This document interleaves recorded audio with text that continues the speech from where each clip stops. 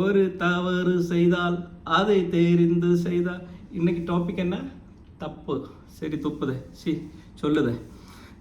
தப்பு தப்பு தப்பு, அங்கே கொஞ்சம் துப்பு அப்படின்னு சொல்லிடாதீங்க. வாழ்க்கையில் தப்பு பண்ணாதவங்க யாருமே கிடையாது.